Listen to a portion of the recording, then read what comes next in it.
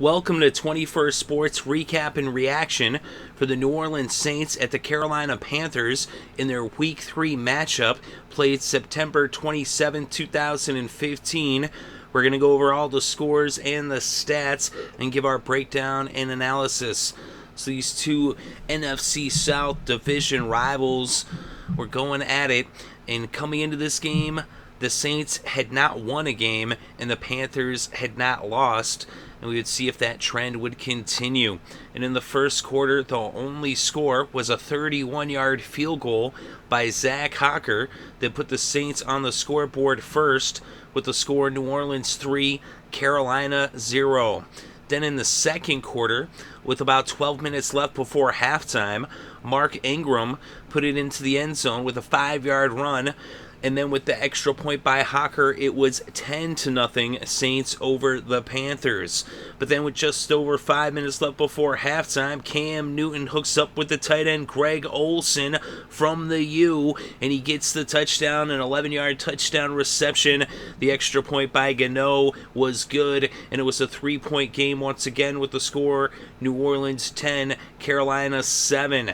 But then Graham Gano, right before halftime, got a 20-yard field goal that would tie this game up at 10 apiece as we would go into intermission, all locked up at 10-10 New Orleans in Carolina. So then in the third quarter, the Saints would get on the board first in the third, just as they had at the beginning of this game, as they scored the only points in the first quarter. But here they got a touchdown, a 74-yard punt return by Marcus Murphy. They went for two, but they did not convert, and so it was a 6-point lead for New Orleans at this point, with the score 16-10 Saints over the Panthers. Then with about a little less than 9 minutes still left in the third, Cam Newton hooks up with Greg Olsen for the second time in this game. And actually, they had a touchdown that got called back, but then Olsen scored again anyway. I thought it was a touchdown the first time around, but then Olsen got in there and he got the touchdown. And with that extra point by Gano, Carolina was in the lead by 1 with the score Carolina 17, New Orleans 16, as Carolina took the lead for the first time in this game. Then we ended up having a fumble by the Saints. McCown hit Watson. He fumbled it. Davis was there to force the fumble. Roman Harper recovered for the Panthers, and that would set up a 47-yard field goal with about a minute and a half left still in the third, as Graham Gano put it through the uprights and extended the Panthers' lead to 4, with the score now Carolina 20, New Orleans 16.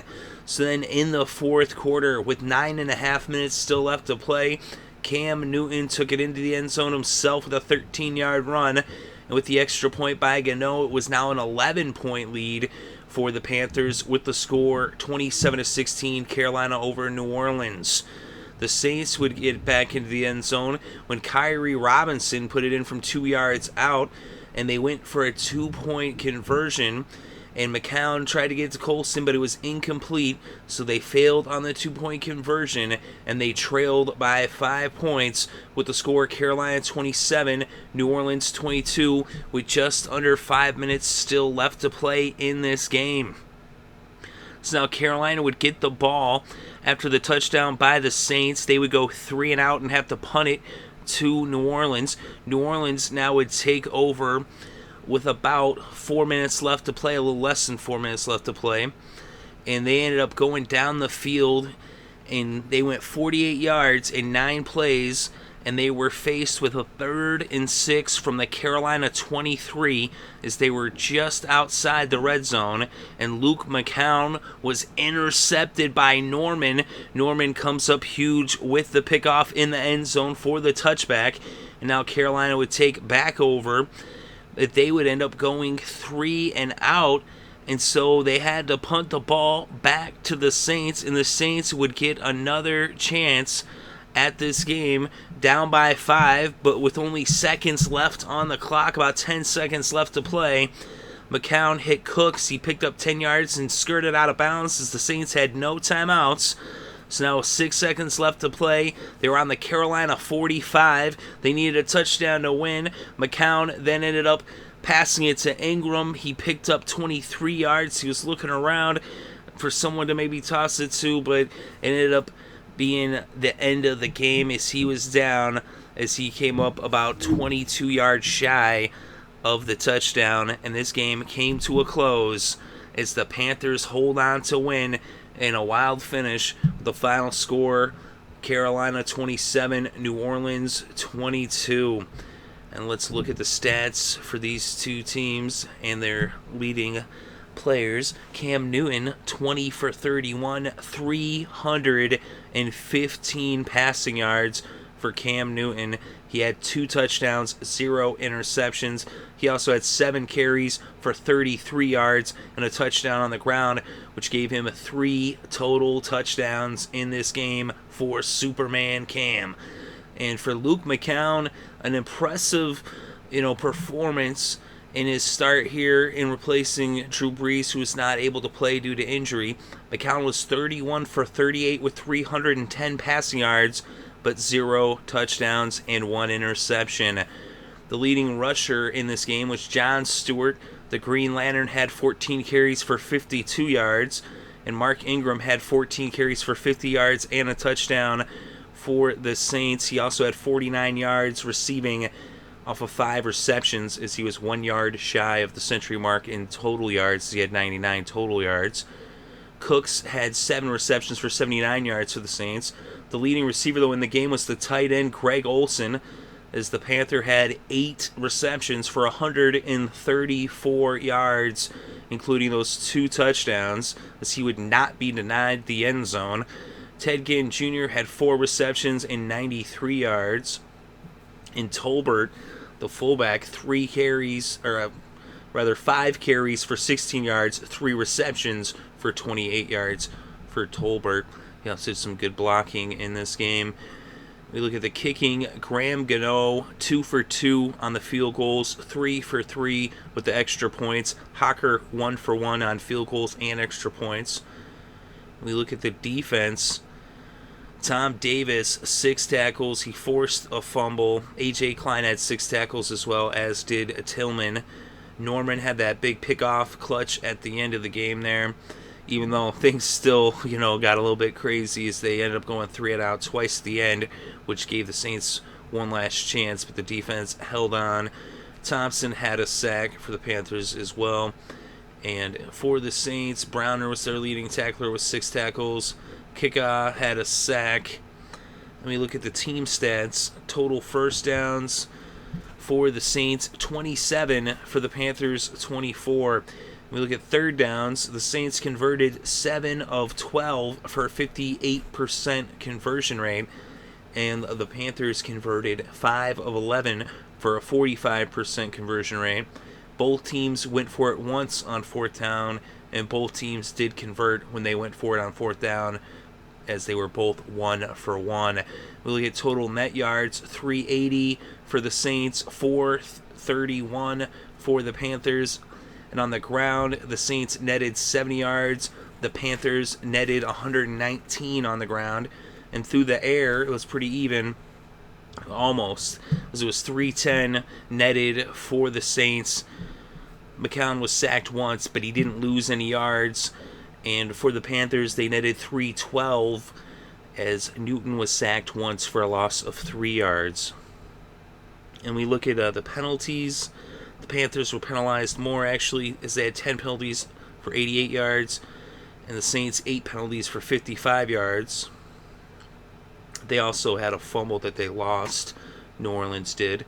And in the red zone, the Saints 2 for 3, converting 66% of their red zone opportunities. They were 2 for 2 when they got goal to go. And for the Panthers, they were 3 for 4, converting 75% of the time in the red zone, but they were 1 for 2 when it was goal to go, just 50%. And the time of possession was actually in the favor of the Saints, 32 minutes and 44 seconds versus 27 minutes and 16 seconds for the Panthers. So the Panthers coming up with some clutch performances, especially on defense. They came up big. So they got the turnovers when they needed them, that forced fumble, which ended up leading to a field goal there in the third quarter. And then, of course, that interception in the end zone right when the Saints looked like they might take the lead late in the game, but they ended up being denied. Of course, Norman was the one who had that interception. And the Panthers were looking good on defense, even without Kuechly being able to play for the second straight game, as Davis and Klein coming up big in that linebacking core, as well as an all-around effort by the whole entire defense. And McCown, he did pretty good. Like I said, no Drew Brees for the Saints, and they're now 0-3. And with 0-3, teams that started 0-3 have only made the playoffs 2% of the time. The last time it happened was in '98 with the Bills 17 seasons ago. The Panthers are 3-0, and teams that have gone 3-0 have a 75% chance of making the playoffs. So the Panthers getting off on the right foot, starting the season hot, as they already are halfway there to their win total from last year when they won the division with a losing record. But right here, 3-0, they haven't lost the game, and they're looking really strong, even despite injuries on both sides of the ball to a couple of marquee players, as they don't have the receiver Benjamin, and they do not have Kuechly, the linebacker, but they're still coming out there giving big performances, especially Cam Newton really stepping up big time in this game with over 300 passing yards and 3 total touchdowns. Not a lot of running in the game, although when they got the ball in their hands, both Stewart and Ingram were looking good. Of course, Ingram got into the end zone. Stewart did not, but still he was, definitely contributing as they, were running the ball and trying to keep a more balanced offense, which I thought they did a pretty good job of, as they ran the ball 29 times and they threw it 31. That's as close as to balance as you can get in the NFL. So I thought the Panthers did a good job of sticking to the game plan, and they did a good job, managing the clock. They didn't have any turnovers. They forced a couple turnovers. They protected the ball well. Their defense did a good job holding down the Saints. And even though McCown had a lot of passing yards, of course, at that point, they were kind of playing catch-up a little bit at that point, down the stretch, but it was a close game all the way down the wire. Like I said, the Panthers made the big plays when they needed to, and that was really the difference in this game, is whenever they needed to play, Carolina came through, especially in the biggest moments when they really needed it. As I said, with those 2 turnovers, that fumble and that interception at key moments down the stretch in the second half, at the end of the third quarter, and then at the end of the fourth quarter. So let me know what you think in the comments section below. Definitely interested to read your thoughts and opinions about this game. Thank you very much for listening. It is greatly appreciated. I hope you're having a good day and had a great weekend and enjoyed all the sports.